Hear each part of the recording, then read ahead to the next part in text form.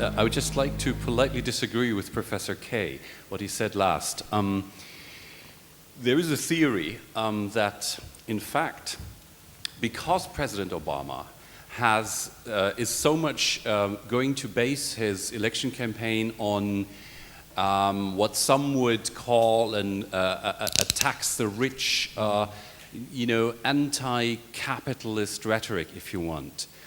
He's going to have to give something to the other side.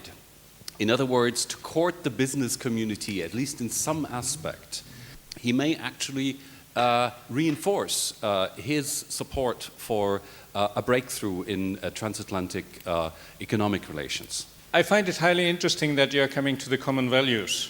And I think this is really a good link in terms of democracy, human rights, and other things. But I have my doubts about the common economic values. A few questions actually coming in on Twitter this afternoon, and there's a great one from Conor McWade. It is 40 years since Henry Kissinger famously said when he needed to speak to Europe, he didn't know who to call. Do you think that's still true today? What are the things that should be done inevitably, and which of those can be done immediately? I don't disagree really with your premise. I tried to hint in there. I think that I will not be surprised if we see a significant agreement as they start to talk about the tax code in the United States over corporate tax rates. Ironically, that's something that people in Europe are going to, especially in this country, are going to have to be very aware of and very concerned. There was a woman running for president, Michelle Bachmann, who specifically said we should get those jobs that are in Ireland back in America. Now, she didn't go very far, but that's a kind of it's an interesting dynamic because, as you say, to give a conservative sort of advantage to the other side by lowering corporate tax rates, that's actually something that also could have a negative impact on the transatlantic flow of goods and services, right? At least in terms of manufacturing. But I think that that's the most likely area where he would have to make a concession to the business community, and it likely would come around corporate tax rates.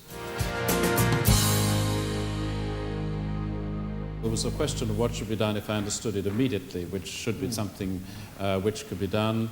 And the margins of the G8 were the EU and the US to announce that they were going to shape a transatlantic market by 2020, removing the remaining barriers to trade and investment that would galvanize the whole system in the same way that it was done in the European Union back in the 1980s. Whether they wish to do that is another matter. It's just one of the key points which come out from the discussion, because we're heading that way, but do they have the courage, and does the business community also have the courage to endorse them?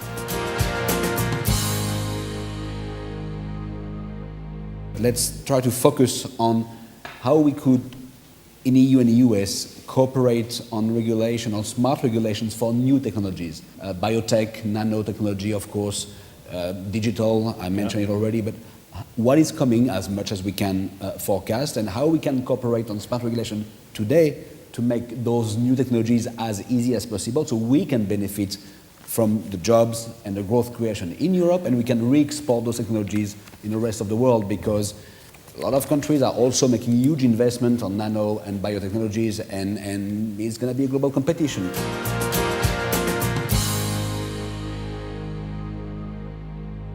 I think, first of all, Europe has got to give a lot of thought to how it presents itself to the United States. If we present ourselves competitively, and I was ambassador in Washington when President Obama first came into office, and there was a queue of 27 individual heads of European governments lining up to get face time with the President, when the message that we were trying to convey to the Americans was the European Union is now one, and it speaks with one voice. So instead of having President Barroso and President Van Rompuy go to the United States to present the European view, we had 27 different views being presented, and that's a problem. I think also we've got to recognize that the US system of government is extremely democratic and dispersed, and it isn't like dealing with the European government, where if the Prime Minister decides something is going to happen and he has his ministers or his coalition with him, it will happen. In the United States, You have to deal with a lot of subsidiary bodies. You have to deal with the two houses of Congress, as well as with the administration. And on some issues, the administration is the least important player in this game. And I think what we need to learn on the European side is that we need to devote far more time to developing relationships with individual members of Congress, right across the board, particularly the members of Congress who have no interest in Europe. And one of the things that I did when I was there was I developed, a relationship with the one caucus that most definitely has nothing to do with Europe, which is the African American caucus in Congress. But on particular issues, they could be very, very useful to us.